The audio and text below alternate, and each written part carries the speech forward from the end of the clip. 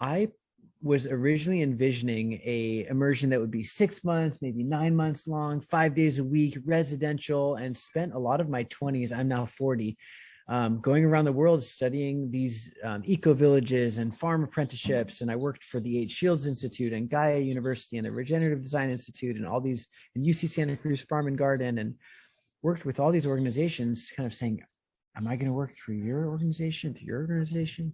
You know, who wants to play? And I eventually realized that what I was envisioning was really different than what other people are doing in terms of its approach and its geography and the teachers, and just felt like something that I just needed to collaborate with others to bring forward in Santa Cruz and in this area. And then to make a long story short, I started really saying, okay, these last few years have been kind of tumultuous. Now feels like a really good time to amplify things. Things basically were amplifying, and I was just riding the wave or sort of moving along with people as a lot of our movements for social and environmental justice have grown tremendously in the last few years. And we've said things like, oh, darn, now we have to do what we've always wanted to do. Or we always knew change was necessary. Now we know change is possible. At the scale that we're talking about. That's from Bruno Latour, the theorist. And so I was lucky enough to find some friends who have a ranch up the coast, and I was lucky enough to sign a lease, a long-term lease on some farmland, to now finally hit the go button on what we're calling the Permaculture Immersion. And I surveyed everyone on our email list and just kind of put it out there. Do you want it to be 9 months or 6 months or 3 months or 5 days a week or 2 days, you know, whatever. And the response from people was 10 weeks, 3 days a week. So 30 days over 10 weeks, which kind of shocked me. I said, oh, I was imagining this is going to be 5 days a week and like 9 months long.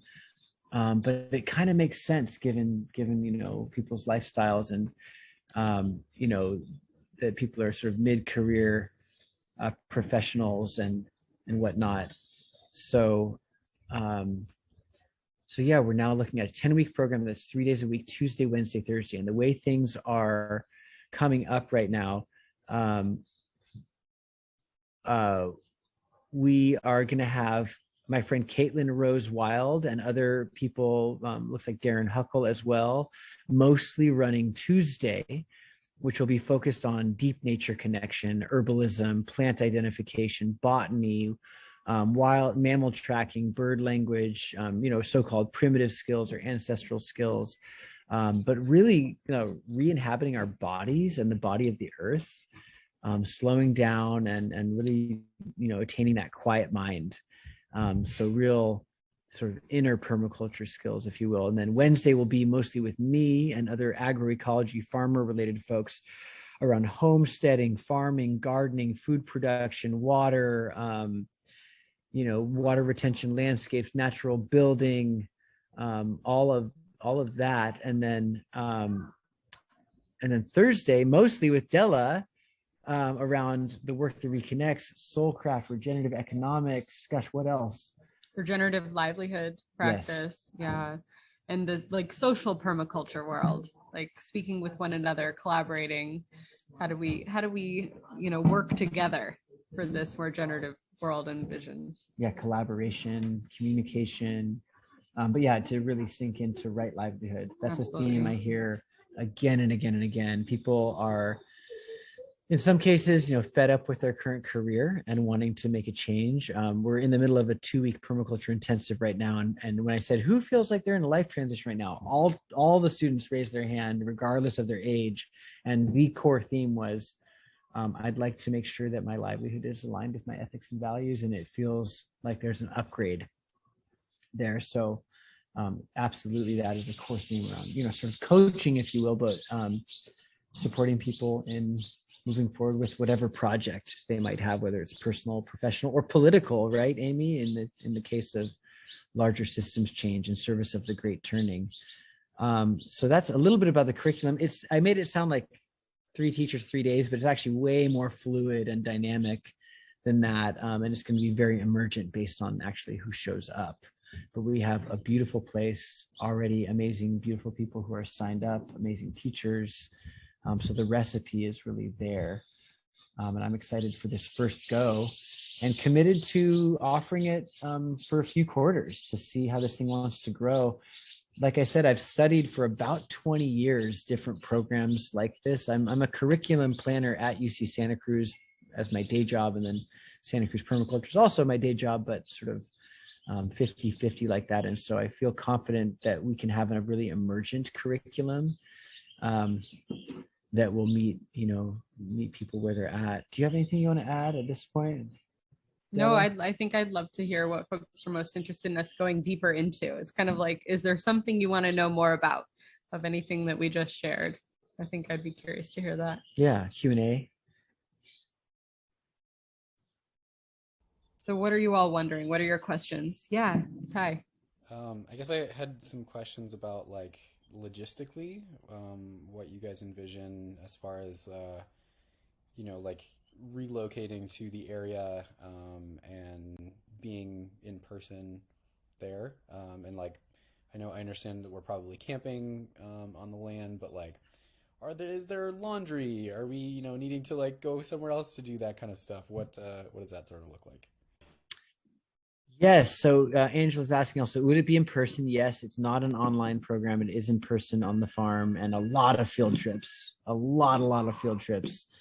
One of the things that's been coming up in the permaculture course as we're there is real connections with our indigenous allies in the area. I'm, very connected with the Amamutsi tribal band and Val Lopez and all the allies there. And then we've also got Greg Castro and the Ramatush moving up to San Francisco, and the Tamiyen and, Canyon and down Indian Canyon. So we're going to be, on the move quite a bit to connect our tendrils out into the world.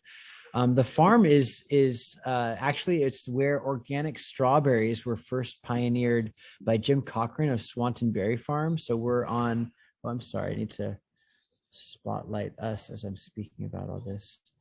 The land where we're offering the immersion is at Coastways Ranch, which is just north of Waddell Creek, on the county line of San Mateo and Santa Cruz County. And it's a ranch that Jim Cochran of Swanton Berry Farm has had a lease on for the last 35 years. But he's now retiring and scaling back. They're keeping Swanton Berry Farm going at Davenport at their main ranch. So this land has been farmed organically for 35 years. It's where strawberries were, first, they really kicked the tires on how to grow them without methyl bromide and methyl iodide. And so it's beautiful land, but it's also, it's dare I say, raw land. It's not exactly raw, it's row crop agriculture. And so from a permaculture perspective, studying this stuff and practicing it for so long, I'm really excited about the future of food and agriculture, and really seeing the opportunity and the need to convert what has been oversimplified row crop monoculture, or, not monoculture, but almost monoculture organic farming to a more biodiversity enhancing agroecology. Some of you might know the work of Mark Shepard with his food forestry work, his agroforestry work in Wisconsin, taking corn soy land and turning it into a oak savanna mimic. He's featured in the film Inhabit, a permaculture perspective, and he's the author of Restoration Agriculture. But basically, looking at, farming more like how nature farms, and farming more like the traditional ecological knowledge of the first people, and how they not only tended, but currently do tend to the land here. There's a real resurgence in indigenous-led projects in this region. We're really a part of a renaissance right now, and I'm happy to be propelling that forward. But yeah, so that's to say that the students in these first programs have the real unique opportunity of helping to set things up. I've taught, many permaculture courses, and sometimes it's great to go in a place that's all set up, where it's all dialed and you're in it. But other times there's missed opportunities to learn. You mentioned laundry. What if we were to set up, there's no laundry on site. There's laundry nearby. There's literally a really good laundry facility 5 minutes from the farm that's coin operated. So like there's all the amenities very close by. But what's the permaculture laundromat? You know, what's going to be our most energy efficient, ecological way to do laundry, not just on the farm, but really like for the future. Because actually, it's funny you should mention it. We've been looking a lot at water lately, and laundry machines use a lot of water and a lot of power, and they get our clothes really clean. And I do love doing me some laundry. And I'm not suggesting we're all going to go out and wash our clothes by hand, but. And could we also learn how to create a gray water system from the Yes. laundry on the site to bring back to our own homes and wherever we live in the future? Right. Right. Beautiful opportunity for that. Right. Like we just set up our first gray water system from our kitchen sink and our hand washing sink and our shower that are on site. And yeah, so next is the laundry machine, or maybe not, maybe there's some other water project, but certainly the 16 gallons per load that are used for the average laundry machine, those 16 gallons are going directly to some California native elderberry sweetgrass guild on site, you know? So it's like, I'm doing laundry. Yes, that tree is looking great, you know, and I'm showering and that tree is looking great over there. Yeah, so every bit of water we use sort of indoors goes directly outdoors. And like you're saying, Della, that those skills are ones that we not just come into, but we actually are building such that then the next week, right? That's the beauty of the program only being 3 days a week, is that you might go home and build it at your house in the days off. Yeah. Or hold down a job that helps you pay the rent and everything like that. But to go to this, like in a very practical question of like, what are the amenities that are there? So just to say, like, the amenities that are there right now, like we were just there, may be different from in a week or two from now, because there's already a course right now that are doing things like this gray water from the kitchen sink. So it may be, advanced even just next week, but there is a lot of space for tent camping, really beautiful space. There is a sheltered area for classroom, and there's a brand new stove just today that he got today. Wood stove, There's an outdoor fire pit area. There's a shower, plenty of bathrooms. And there's also a kitchen that's utilized. And then, the camping can be tent or car camping. So there's that ability. So I think those are the main amenities right now, as well as a beach, walkable beach, and then in terms of stores, there is a general store that's very close by. The laundry is close by, as well as like several like smaller, closer towns besides Santa Cruz.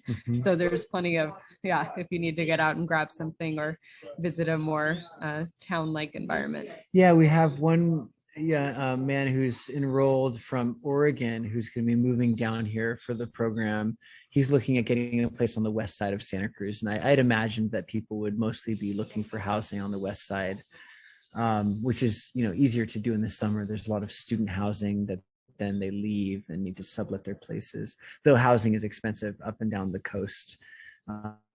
So though people can't unfortunately move to the farm full time, there are plenty of people who stay in their vans on the coast of California up and down and just use it as a road trip experience. I can't recommend against that. But certainly, nearby towns of Pescadero, Davenport, and then the closest real town would be Santa Cruz, and the farm is 20 minutes from the west side of Santa Cruz. Can you bring well-behaved 5-year-old? That is a very interesting question. And Amy, the start date is July 19th, Tuesday, July 19th. And we can put a link to the website in here in just a moment. But yeah, July 19th, and then it'll start again in September, in January, in April. And so, yeah, we're basically on like the quarter system right now. But and you 5-year-olds, gosh, I hadn't thought about that. That'd be our youngest permaculture immersion student. My concern always, people bring their children all the time to the program. It's just /immersion. Yeah, there you go. My concern always is around the learning of the adult. I'm a little less concerned about the learning of the others, because my personal viewpoint is that if we as adults of all different ages are not able to be in a learning environment where there's children and mothers and fathers and this and that. Like, what are we doing? It really, I love intergenerational collaboration and learning spaces. But I don't know. I haven't thought about having 5-year. We do not have a children's program yet. Other questions or conversations based on all that? You guys have an expected like number of participants already? Like how big do we think the program is going to be? I think the first one's going to be small, like 5 to 10. I do believe. I don't think we're going to hit our like 40, 50 person maximum on this first go around, though. I think that that's kind of the eventual size of this. I'll just also, I want to just honor, some of the things that were said around larger social change issues. The great turning, politics, teaching, leadership. I really heard a theme there. Marcella, Amy, Angela as a teacher, I'm really feeling that theme. And yes. I, went back to UC Santa Cruz to get my PhD recently, and I'm still in the program specifically to really think about policy and scaling up our efforts and amplifying our efforts. One of the projects I'm excited to be working on is the California Green New Deal. And I heard you all mentioning climate and practical skill building like that. And when we look at the Green New Deal policy platform from Ed Markey, Alexandria Ocasio-Cortez, Bernie Sanders, and all of the many people, Jill Stein, Van Jones, the people who've been calling for this platform for decades before the recent resurgence. Environment, jobs, justice. That's the platform. Environment, jobs, and justice. In our language, we're talking about, permaculture farming, right livelihood, and social justice. It's like the same platform. And so in a way, this is like a Jedi training camp, for people to find what lights them up within that framework and to go for it, whether it's as a business, as a nonprofit, as a citizen, as a community organization, as a mother, in whatever way, shape, or form. So I'm excited to meet you all and kind of hear that as a theme a little bit. What are you kind of hearing or presencing, Della? Yeah, well, just to add, just as David just listened to all of us share and then brought out these themes, that's what we're really hoping to do with the curriculum. So Atai, your question of like how many folks, it's almost like however many folks, we're going to dive deep into each individual's questions. Like what inquiries are you carrying in your life right now? What do you want to learn more about? What do you want to dive into? And what transition points are you at in your life? And I'm actually excited by it being a smaller group the first time so that we can really co-create the journey in a lot of ways and really customize it.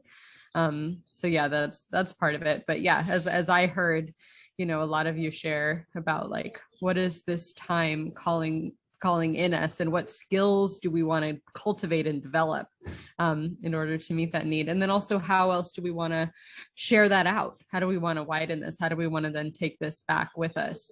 And in terms of like the being on site or in person or moving there and that type of thing, I think the 3 days will feel really good because we'll be able to kind of settle in. It's not just like a weekend, like 2 nights, but it's like a 3 day. So it's like a settling in. And isn't there like there might be an optional farm day at the very end or something? Oh, yes. Yeah. We are planning on Fridays to be volunteer days on the farm. So Tuesday, Wednesday, Thursday is the actual thing. Then Friday, we can open it up to a larger group of people. Because, we're having a farm dinner coming up and put it out on our email newsletter. There's like 35 people who on a whim were like, let's do this. And they're people who really care and support the community. And so those are the people going to be showing up. The community of current participants, but also of alumni is incredible. And how many people have taken this and now it's part of their livelihood, or they're permaculture teachers, they're working with children, or they're doing permaculture design services. It's quite incredible. So it really is entering into a community flow. People working in politics, water policy, working in our California state legislature, a lot of entrepreneurs, and really like emboldened global citizens, really people who are engaged in that way. I wanted to also answer Sandy's 2 questions. Can you make up dates in future classes? Yes. of course, we can figure that out. Absolutely. If you look at the dates and you're like, oh my God, I'm already planning to go away for a little bit, we can definitely figure that out. But I love the question, how do you get people to pay you to then come on your farm and work? And that's not an uncommon question. And also people are like, oh, I have this amazing piece of land. Can you come offer your courses on my land? And if I had $1 for everyone who said that, I would be a very wealthy man. Usually we don't pay for our sites because, we bring labor and expertise. And so I've actually never paid for a site to offer a course because people always want us there. But in terms of how do you get people to pay you to then do work on your farm, it actually doesn't work like that. Generally speaking, I hate to say it, but the students tend to slow us down. The farm workers, we tend to work quicker if we just kind of can get to it. And so with the farm here, we're going to have farm laborers who are paid, who are employees, who are doing the farm, whether the students are there or not. The students, we get to work on the farm. The students, as much as we want to, we can engage in the farming and the labor. And in fact, there's a lot to learn from learning by doing. And so we will be doing a lot, but that's really challenged by choice. It's not like, okay, you see that? Here's our weeding class, and now we're going to weed for a week, No, it's like, here, let's have a conversation about weeds, which, by the way, in permaculture, we have very unique approaches to weeds and generally aren't doing a lot of weeding, but growing the weeds and cultivating which weeds we like to have around. But I think that's a useful example to say, this is definitely not grunt work. And I also want to just say, this may be a little TMI, but historical information. There was a time 10, 20 years ago where a lot of California organic farms had apprenticeships where people were not paying to do the apprenticeships, but doing these like woofing work trading things. But the farms were reliant on that labor to operate. And the California Department of Labor actually came down on them. And there's a big thing with a lot of my friends in the organic farming community in the area who had to change their operations and hire those people as employees as they should. And so I am obviously coming in decades after that and learning from their so-called mistakes, and planning to have a crew of employees in addition to the students there. I'm in particular, by the way, interested in hiring high school aged employees to really have a youth development side to things. So so 3 days or each month? No, it's 3 days each week.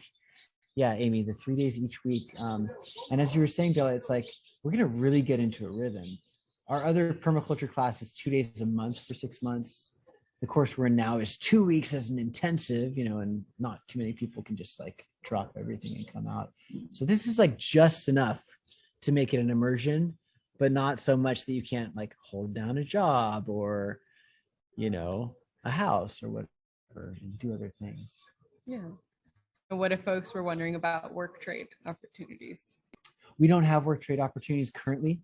We do have an application for people to apply to, which some people already have. Just seeing that, there's an application for people with limited access to financial wealth.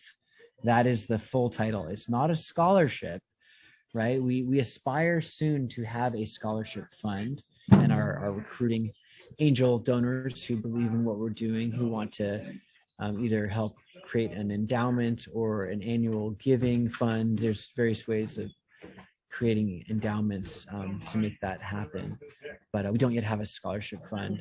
I'm particularly interested in creating such scholarship funds for people historically marginalized from having access to education like this. As I mentioned, I'm also really passionate about collaborations and partnerships with our local tribal communities, and really impressed with the work that they're doing and wanting to get behind it. On that note, I also do pay a land tax to the Amamutsun tribal band, where I give them a few donations a year to support their work, just because we're on stolen land.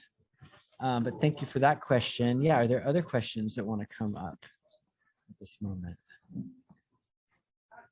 What else are you all wondering? What do you want to know more about?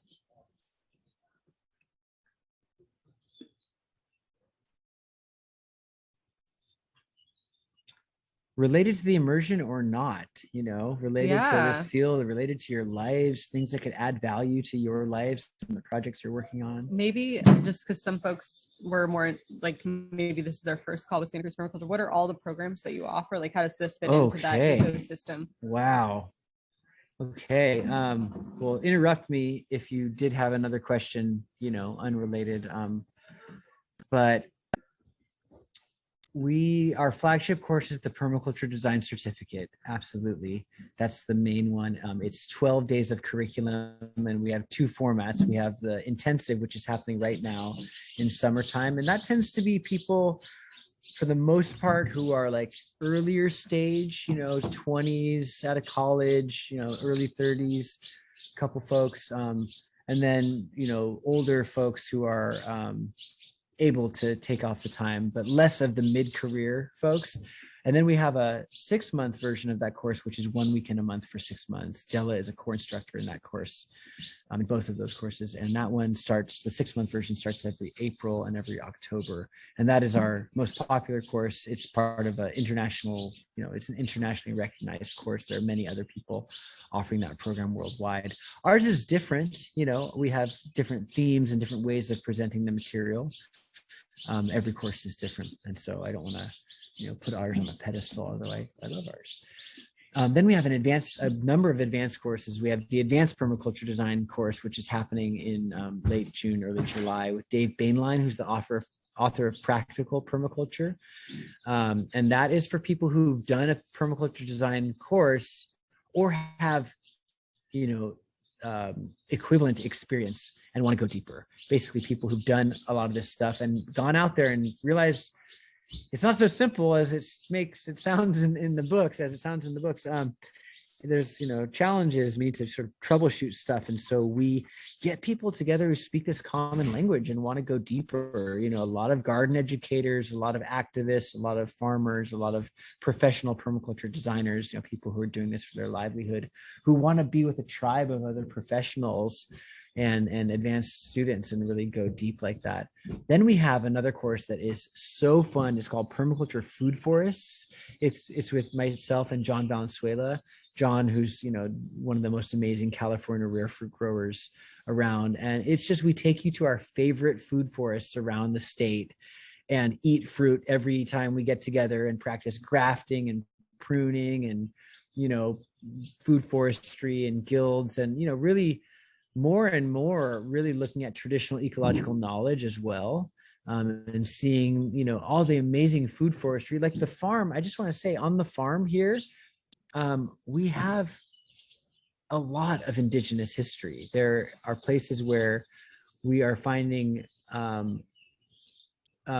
bay orchards, like old growth, huge bay trees, where there's a lot of them in a row. And from what I've studied and learned around California, you can kind of tell. I mean, first of all, I'm a very intuitive person. When I walked there, I was like, ooh, this is like the spiritual center of the farm. But after really looking at it longer, it's very obviously a village site and a very tended place where they would be harvesting and will soon again be harvesting nuts.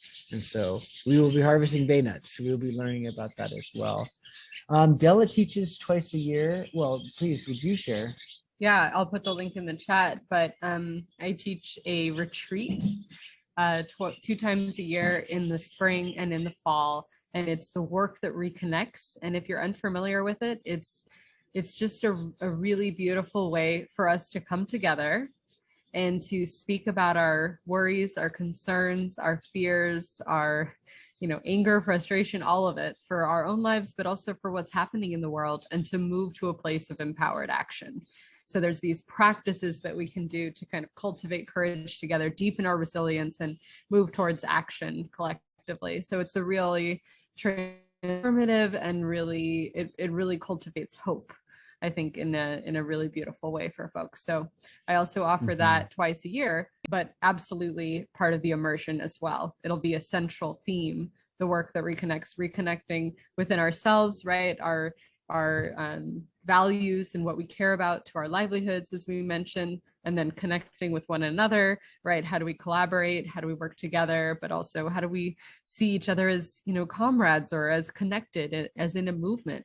And then as well, our connection with the natural world, with the more than human world. So it's reconnecting those three divides. And it's a central part of the work on the Thursday time, as well as these retreats. Yeah, and it's actually how Della and I met at a Work That Reconnects retreat with our teacher, Joanna Macy. I'm sure many of you have heard her name before, but she's the root teacher of the work, lives up in Berkeley. And yeah, Della, it is really central to this work. A lot of us have been involved in movements, running political campaigns, wink, wink, nudge, nudge, and burnout, right? Like we are in it I am in it, you and I, and I don't want to presume to know you all, but we're in it for the long haul and in it, full time. Like there's soul isn't something we go to. Soul is everywhere and all the time. And so there's a deep dedication here, and it can get really tiring. And I've noticed in my life, it's especially tiring when I suppress my emotions and don't pay attention to my body. And so the work that reconnects for me is this coming back to life. It's coming back to my body. It's coming back to my emotions. And it's pretty powerful to do that with other people. Especially across historical divides of race, class, gender, age, nationality. I wouldn't have it any other way. There's a lot of environmental movement work that is just not intersectional, and it bores me. It doesn't work for me. It doesn't work for a lot of us, and I'm happy to see things changing. Other questions, folks? What's standing out for you? Again, related or not related? What would you like to know more about? What would you like to hear more about? What are you curious about?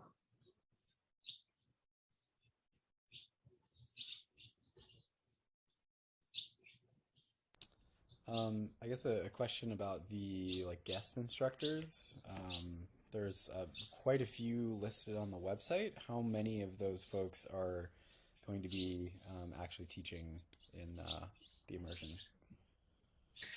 Do you know the permaculture principle? It depends. No, I don't. Oh man, it's my favorite one. No, it's not actually. It's kind of the most frustrating one. It really depends. It really does depend. And I could kind of speak for probably you and Caitlin as well. Like we want to link you with whoever the best teacher is for the subject. And who's in the cohort. Yeah, in the cohort. What you all are interested in. Yeah, exactly. So if the cohort's we really, want to move into this direction, we're like, okay, great. We know people who that's their jam. And not just we know of them, but we are connected to them as friends, right? Just speaking personally, I've been doing this work for a long time in a very outward focused way. So I have a really, established network, not only in the region, but globally. And with the, Zoomification of our world, we can certainly link with them that way. I'm more inspired to link with people locally. But if there are certain things you want to do around systems change and global activism, we do both have very extensive global networks as well. And so we'll find the right person for it. We've got the recipe to make it happen. So Itai, I would really need to hear what, go through the list, and if you sign up and then fill out the survey, we have a what's it called? Interest survey. Yeah, interest survey at the beginning. So then we see the interest, we say intake form. Yeah, exactly. Going to the doctor's office, taking your intake form, and then saying, okay, what's the doctor ordering for us right now? Yeah, and I'll add, so David teaches these courses and brings in so many amazing people. So the network is incredible on his end. And then as well, I host a podcast. So I have a lot of people that I've interviewed and spoken with, and I have all these, and they're all freely available conversations. So we can bring in those there. And then David's also connected with the university, UC Santa Cruz, as well as the Livelihood College, which is a international group of just the most amazing change makers globally, a lot of whom are in the agriculture and environmental space. So I think there's that. But I'll also say not just like the, people who are experts and like the guest teachers piece. As David mentioned, he's an expert curriculum designer. And one of the things that he brings particularly is open space technology and World Cafe style technology. So it's like the immersion program is not simply going to be like an expert coming and offering something and then just like passively receiving and even making sense of that, wisdom shared by these experts who bring a lot of wisdom. But it's like, what is the wisdom of the group? What are the particular questions that we want to really dive into? There's a lot of beautiful social technologies and learning technologies to get deeper and deeper together and to learn from one another. So for example, in this 2-week permaculture course, there's a space where people can offer presentations from the group. And so like there's one person interested in regenerative finance and he's offering a talk on that. So there's a lot of that that's really exciting, in addition to the expert folks that we know in the community. Yeah, we've heard the phrase, the best way to learn is to teach. And that is, I don't know, the best way, but, it's a very important way to. And so it's not a way of me skipping out on my duties as a teacher instructor. It really is strategic to support leadership development. I mean, I wouldn't be teaching and doing the things I'm doing had it not been for Paul Ortiz, blessed man who, took me under his wing and signed off, and Orrin Martin at the Chadwick Garden, and different people said, I'll sign off on that form and then put you up in front to be the teacher. This is how movements grow. One of the ways that movements grow, through dialogue. But it's high that David wouldn't put anyone on the website that he didn't have a connection with or know that he could find to speak on this. And furthermore, I mean, I really do want to actually, I don't often want to talk too much about myself and the networks, but this one is important, the Right Livelihood Award Foundation. So my work at UC Santa Cruz is as the coordinator of the Right Livelihood College, which is a partnership between UC Santa Cruz and really the University of California, the world's largest publicly funded research institution, and the Right Livelihood Foundation in Stockholm, Sweden, which gives out the annual Alternative Nobel Prize called the Right Livelihood Award. Bill Mollison, co-founder of Permaculture, received it in 1981. Ina May and Stephen Gaskin, founders of The Farm, received it. Vandana Shiva, Indian food activist, ecofeminist, received it. Wes Jackson, Greta Thunberg, Edward Snowden, Daniel Ellsberg, Amy Goodman. I'm naming mostly Americans, but it's mostly people in the global South, so-called global South. I don't really like that term, but it's Helen Norberg. It is my personal story with this is I found some of these people and started studying with them at the Schumacher College, where Della got her master's degree in economics for transition. And I started meeting these people and saying, what the heck is going on here? You are the people who are among the people who are responsible for the world's largest transformations that I'm seeing for justice and sustainability. Another person, Brian Stevenson, just received the award, for people interested in racial justice in America, which I hope is all of us. And so I started finding like these people are amazing and they've all received the Right Livelihood Award. What is this Right Livelihood Award thing? And long story short, I got to start a partnership with them. And now my job 20 hours a week is to really serve them and their work through connecting researchers and students and educators with them and you and the rest of the world. So, again, when we're thinking about like systems change and larger stuff, I do want to draw upon that network, but I have a sense that most people here maybe are inspired by those stories, but actually really wanting to ground out more in gray water, traditional ecological knowledge, personal empowerment, and things like that. So thanks for that little tangent. Yeah. Anything else as we come to the end of our call together? Anything else that you're wondering or you would like us to speak a little bit more about? Okay, great. Well, we have a checkout question. Do you want to go for it? Or you want me to go for it? Well, we hoped that this call was not just informative in relation to the the immersion program. I mean, we absolutely hope that you join, if not this time, in the future, or that we see you in a future Santa Cruz permaculture course. So we absolutely hope that. We also hope that this time was at least reflective, connective, educational in some way. That's why we posted some of the links in the chat. So maybe just one thing you're taking with you going forth. Maybe it's a question, like you want to learn something more about something, or you were touched by something someone else said, either something in our introductions or something that David and I shared. So just a curiosity that going forth, or a question, or a commitment, something you want to look more into. We'd just love to hear from folks, as well as if there's any final questions or things that you want us to touch on as we close as well. So whoever wants to go first, and then go ahead and pass it.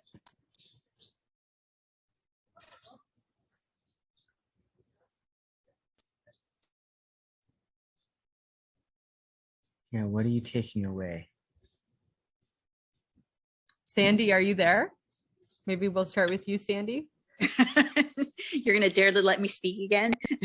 Yeah, of course. We're happy to. Yeah, anything you're taking with you from this call, or you're wondering as you go forth, or any last things you'd like us to touch on at the very end as we close? I think I'm just always curious what is happening in the permaculture world, because I feel like it's such a good way to approach the world. And any extra learning I can get, I'm happy to receive it. Thank you. Yeah, glad you could be here. Who would you like to pass to, Sandy? Who's next? Let's see. For some reason, I went under driving safe mode and I can't see people. How about Angela?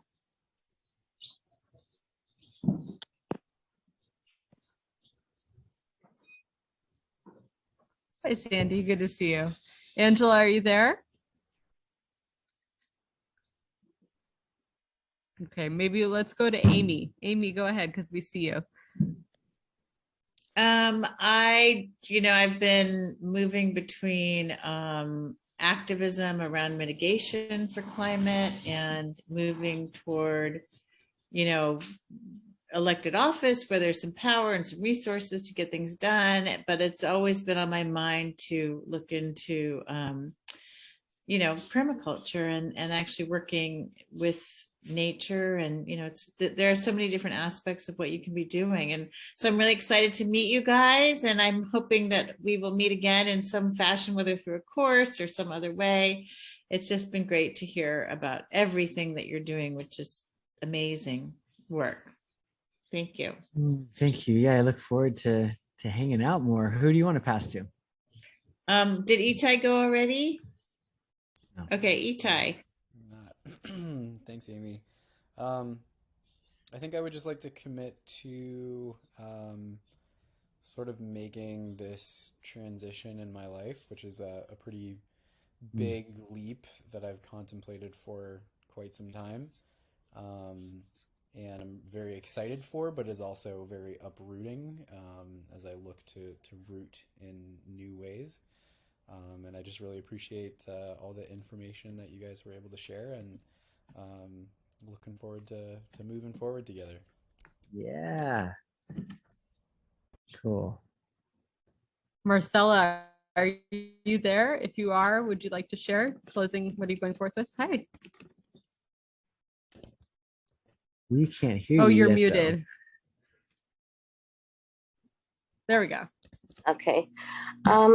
It's very informative of what you do with all of, your background in learning and so, what you've learned and what you've experienced, and I